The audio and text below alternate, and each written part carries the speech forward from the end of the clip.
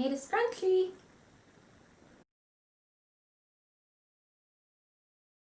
Hi, and welcome to episode 5 of my yet-to-be-named vlog that I think I'm just going to be calling Yet-to-be-named Vlog.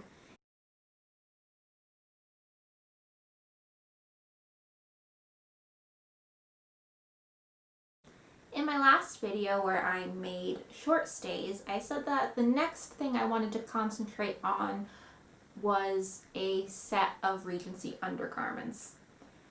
And I did concentrate on them, and then I got distracted. But I got distracted for a good reason. I was actually making a contemporary dress, or a modern day dress, or whatever we want to call it. You can see it back here, over another dress that I used for measurements.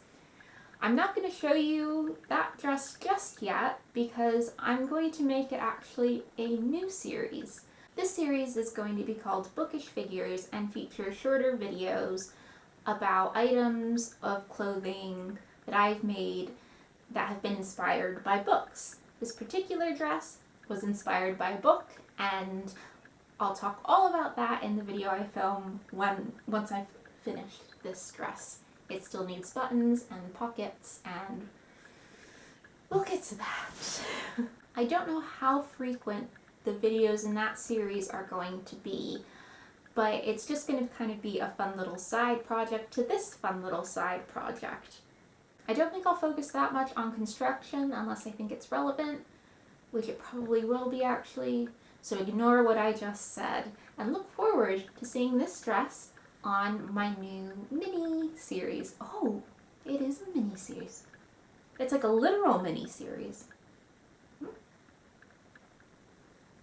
Go me!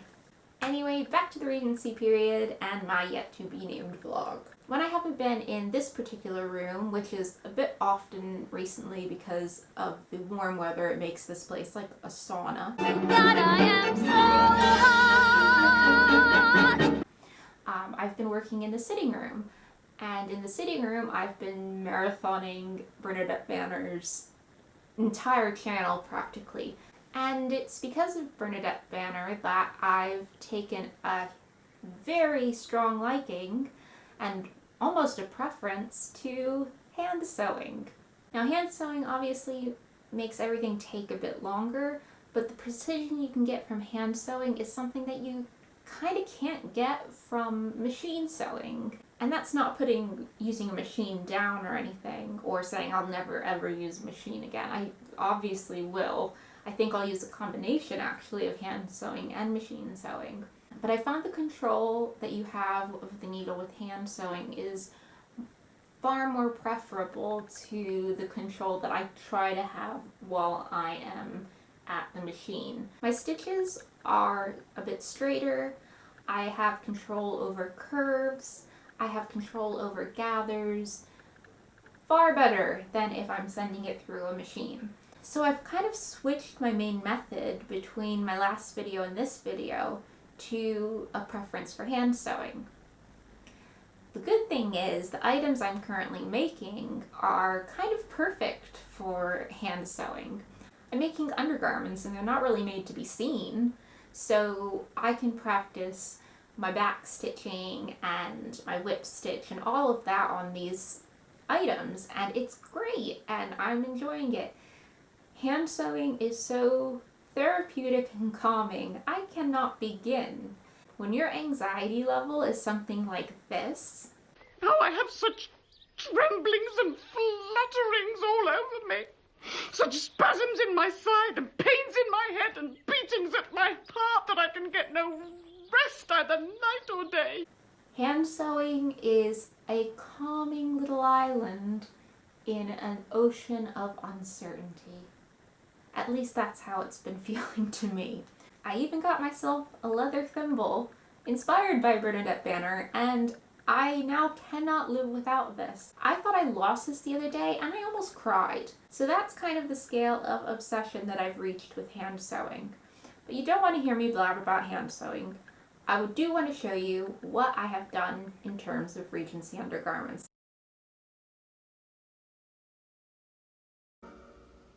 It's hot and it's monotonous. So today I'm going to show you the chemise and the petticoat that I've made so far. Now, both of them are still technically under construction, but the main bits of them are done so I can put them on and you can see how they'll sit. I have the chemise left to make, and I'm also going to make a second petticoat in a different style from the petticoat I've already made, and I'll explain that more when I have the other petticoat on, because you kind of need to see it to understand what I mean, or I'm just going to describe it weirdly, knowing me. Another thing I did make that I can't remember actually when I made it, because I think it was between videos at some point, but I did make a pocket. So this style of pocket would be worn under the dress. Usually there would be a slit in the dress and the petticoat, I think, to be able to reach them, and they would be tied around the waist. There's loads of videos on women getting dressed in various time periods that have pockets being tied onto the waist. You'll notice also that I've added some embroidery, and I also added embroidery onto the petticoat I'll be showing you today. And I will show you the resource that I got the patterns from for this lovely little sprig pattern. Before I show you the new chemise and petticoat, I do want to show you the resources I used in creating them, or making them, because I didn't really create them. But anyway, to the table. God, I am so hot. So we're at the table. You may notice my new cutting mat. In the next video, I'm actually going to do a tour of my workspace, just to show you a few adaptations I've made, and also some storage choices and some of the plants that I've decided to add to the space. But I want to show the adaptations I've made that have made life so much easier for me and my back. But we'll get to that next week. These two books are the main resources that I've been using while making these undergarments. So it's the American Duchess Guide to 18th Century Dressmaking by Lauren Stowell and Abby Cox. Apologies if I pronounce anyone's name wrong. And then Jane Austen Embroidery by Jenny Batchelor and Allison Larkin. The Jane Austen Embroidery book is actually brand new. It came out, I believe, in March, and it has some lovely little patterns and projects, and I highly recommend it, especially if you want to get into period embroidery or just embroidery in general. The embroidery book I used for the sprig patterns on the pocket that I showed you before, and I also added some, again, sprigs to the sides of my petticoat. Now, if we look at the petticoat pattern I used was primarily from the 1790s undies under petticoat in the American Duchess book. I made a few adjustments on the armholes that you kind of can see here and here. That was mainly just in terms of fit. I used an altered version of the pattern I have for my stays just to get the upper bodice because I knew that fit me. I used the same dimensions, so the same amount of fabric for the skirt, and I also used the gathered method that they walk you through in this book. So the front is a drawstring, which I don't know if you can see me pointing to, but you'll see it on the petticoat itself. Now, in terms of the chemise, I found a pattern online that was taken from another extant garment. I will link to the website below. I can't remember it offhand. I will also put it on the screen since I can't remember it offhand and I feel bad. So those are my sources. Let's get this stuff on. So this is the new chemise. As you can see, it has sleeves. It has a bit of a wider neckline. That is a drawstring that I've not done up yet because I wanted to do that on camera. And I'm hopefully standing in the right light that you can't see through it, but it is somewhat see-through. So the first thing we'll do is fit this. So I've done up the chemise a bit. What will happen is when I put the dress on, I'll likely untie this and ease it a bit so it sits under the dress if it is showing, but if not, I can leave it as be. So next are the short stays. If you've watched both parts of episode 4, you can see the creation of these. I won't go through that. I won't go through that again. Place these up.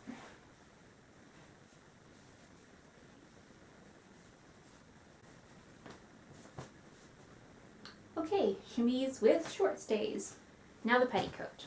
Now on the back of the petticoat you can see I have some pins there. That's just where I'm going to add some darts, probably by hand. But this is the front. You can see the drawstring, and you can also see the little sprigs that I added, hopefully. As I mentioned, those are taken from the Jane Austen embroidery book. Why I decided to add embroidery onto my petticoat, I don't know, but it was fun. Get this on. I'm not sure if it's supposed to go under the head or if you're supposed to step in, but given that this is white muslin and I don't really want it to be dragging on the floor, I'll put it over my head. Right, so before I do it up, as you can see, the straps just fall here. So it's not a full bodice, it's just sort of half of one. And the drawstring just draws up like that. I know the string is an obnoxious length, but go with me. Right, so these are my current Regency undergarments. As I said, I wanted to make a second petticoat, and I think this is a good place to describe what the second petticoat would be. As I mentioned, this is really just half a bodice, or maybe a third of a bodice. But the other petticoat I want to make would be a full bodice. The reasons I want to have two variations of a petticoat is, well, one, practice in making petticoats, but also it comes down to fabric that I'll be using to make the dresses. Some fabrics won't be as kind in terms of hiding the sticky outy bit of my stays, and that's why I want to have a full-bodied one. But there are fabrics that will hide the sticky outy bits of my stays, so rather than have a full-bodied one, I can have this option as well. Okay, I'll go do a frolic now.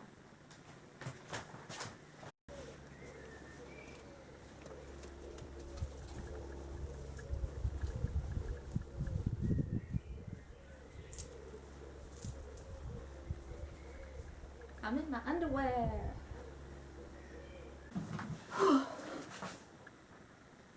I've opened the doors so there's airflow now. Okay, so you've seen the petticoat and the chemise that I have made. In the next video, I should have the rest of the undergarments made, and we'll also do, as I said, a tour of my workspace and the new adaptations, elements that I've added to it. It also gives me an excuse to clean. Oh god, it's hot. God, it's hot out here! Also in the next video, I think I'm going to talk about the dress I plan to make. We'll see. We'll see how that goes. But until then, thanks so much for watching. I'm going to go throw on some shorts and a tank top and sit in the coolness of my sitting room and do a bit of hand sewing, because that is my life now. Art isn't easy, trying to make connections. Who understands it? Difficult to evaluate. Also, shout out to my friend Sandy and her mom Vicky and their families. Thank you so much for sharing my videos and watching and enjoying them. And I was really touched to see your messages on Facebook and on the videos. It made my week, my month, everything. It was just lovely to see, and I wanted to give you a shout out on video rather than just, you know, typing my reply, because why not? Okay, well, I'll see everyone who watches these in the next video, and hopefully it won't be so hot in this room. As always, I hope to see you all in the next video. Don't know what it will be, hopefully next week. We'll see. No promises. But have a great day, or whatever you want to have a great of. Bye. Roof, chicken, pastry.